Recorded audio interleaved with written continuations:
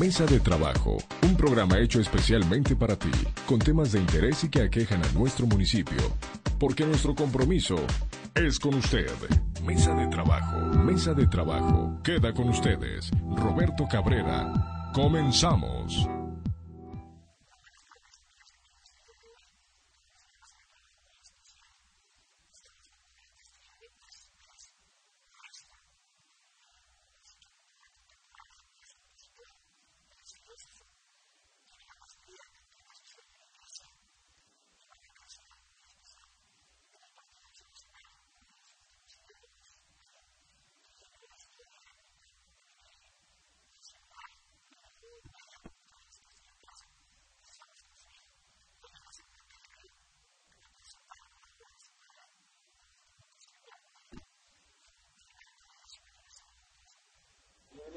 Muchas gracias y pues sabes que estamos aquí a la orden. No, Gracias por la invitación. ¿Presentado bien?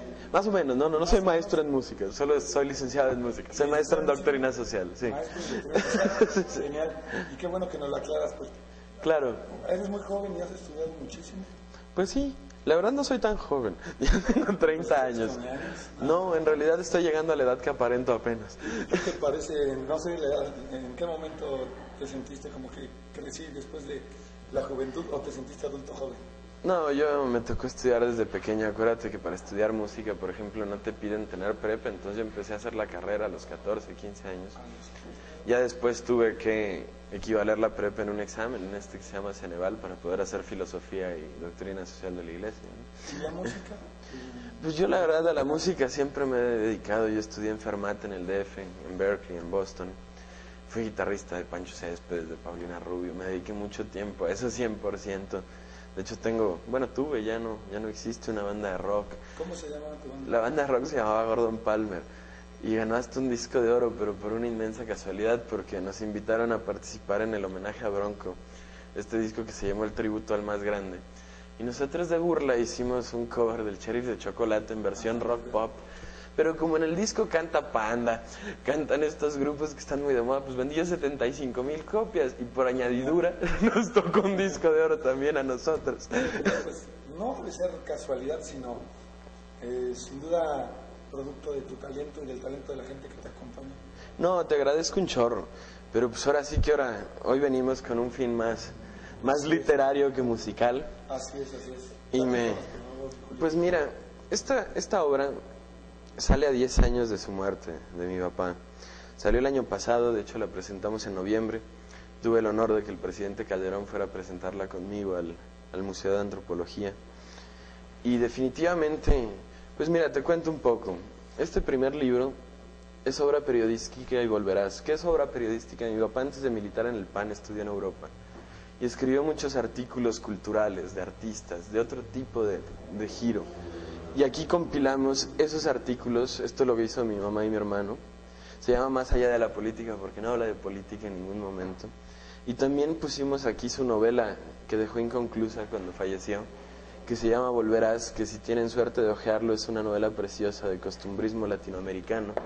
Es totalmente por ese giro. De hecho, si me permites leerte un parrafito, así empieza.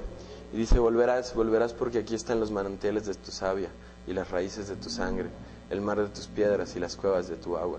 No perdiste nada, apenas fue tuyo. Solo rozaste las grecas deshabitadas que dejaron las manos. Los mayas, volverás. Y es totalmente otro giro de mi papá que muy poca gente conoce.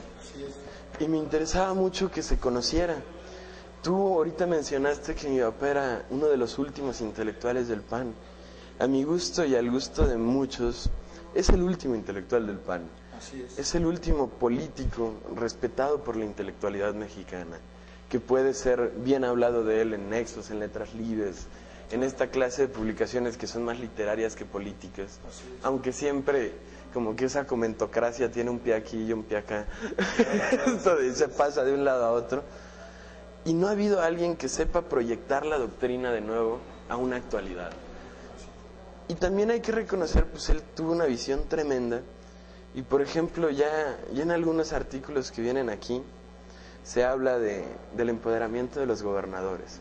Mi papá se murió hace 10 años. Hace 10 años no existía ese empoderamiento de los gobernadores. adelante, ¿no? Veía lo que iba a pasar. Visionario. Ajá, exacto. Visionario. ¿Por qué? Porque al perder el presidencialismo, la figura del rey, digamos, que podía mover, quitar, poner gobernadores, pues se acabó ese gran poder, ¿no? Claro. Y entonces ahora los gobernadores son entes autónomos, entes con muchos recursos. Ahora sí que señores feudales en sus feudos, ¿no?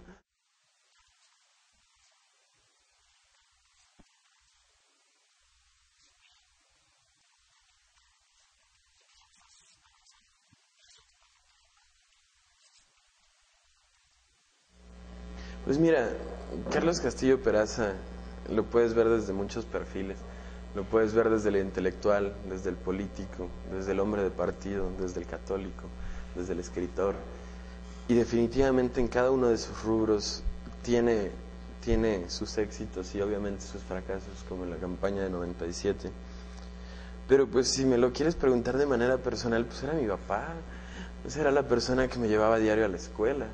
No creas que teníamos una relación diferente a la que tú o cualquiera pudo haber tenido con su papá.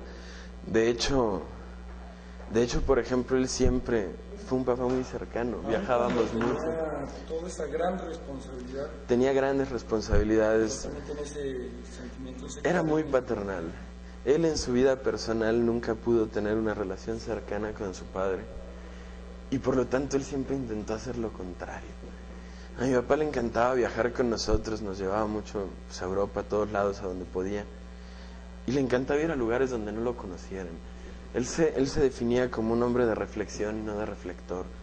A él le gustaba mucho el tema de política por el lado intelectual, por el lado de plantear las bases de un México mejor, pero no le gustaba el juego de tener que estar saludando a todo el mundo, era un intelectual en la total palabra. De hecho, uno de sus grandes defectos fue ese. No sé si recuerdas, en la campaña del 97, inclusive antes, hasta le apodaban Castillo Le Peraza, ¿no? Porque decían que era mal hablado, y si tú analizas su obra te vas a dar cuenta que es de los hombres mejores hablados de México.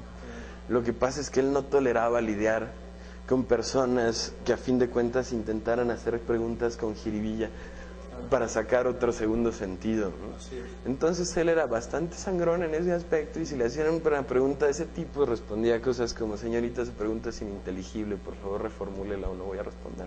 Julio, ¿y en qué momento a tu padre, como dices, antes de estar en la política, en qué punto crees que llama la atención y decide participar en un partido político? Yo creo que es un camino. Mi papá empieza con militancia apostólica. Mi papá fue presidente nacional de la CJM. Y te estoy hablando de los 60, 70. Ahí conocí a mi mamá, de hecho, cuando él era presidente nacional de la Acción Católica. Y cuando tú llevas una labor altruista, cuando llevas una acción religiosa para buscar ayudar a la gente, te das cuenta que es limitado lo que puedes hacer. Entonces, para seguir al siguiente paso, valga la redundancia, pues tienes que entrarle más de lleno, tienes que jugar más fuerte, tienes que ir a la política. A él, a diferencia de todos los panistas, le tocó entrar a la política ganando y no perdiendo. Su primera experiencia política fue con don Víctor Correa Rachó, que fue el primer alcalde de Mérida no priista.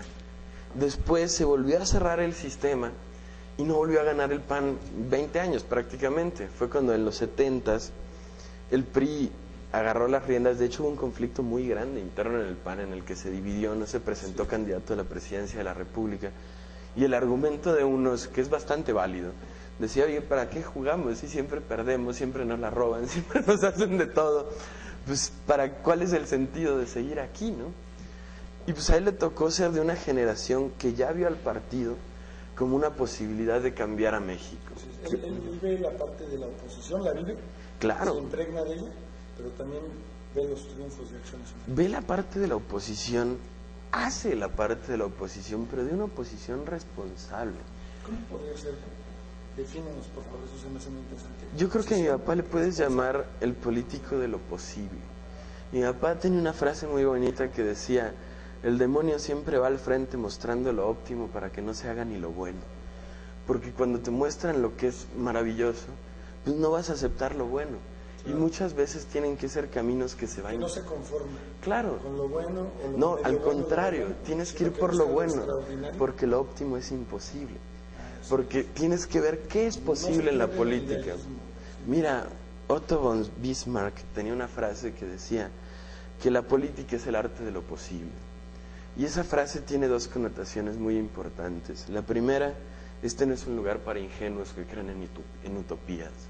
Si quieres hacer política tienes que ver qué es posible e ir por lo posible y no por lo óptimo inalcanzable. ¿Se hablan en el Partido Acción Nacional que no vengan ilusos para que no haya desilusionados? Esa es una frase de don Manuel Gómez Morín y es muy buena, es exactamente eso. O sea, los que creyeron que íbamos a ganar toda la república y que iba a ser fácil hacer reformas estructurales fue por ingenuos. Se tiene que hacer un camino. Y por eso a mi papá alguna vez, cuando él era presidente del PAN, les llamaban las ardillas, ¿no? Porque estaban dentro de los pinos, porque ahí se negociaban las cosas. Es obvio que el presidente del principal partido de la oposición tiene que tener un contacto con el presidente de la República. Claro. Es tu intermediador. Eso es política, además, ¿no? Eso es hacer política. Eso es hacer política. Julio, regresamos, vamos a continuar platicando contigo. Yo creo que el tiempo se nos va a ir, pero bueno, en fin, creo que nos estaremos llevando muchas cosas muy interesantes y muy buenas. Muchas gracias. Carlos Castillo Peraza, desde el de Julio Castillo López. Claro que sí. Amigos, ahora regresamos.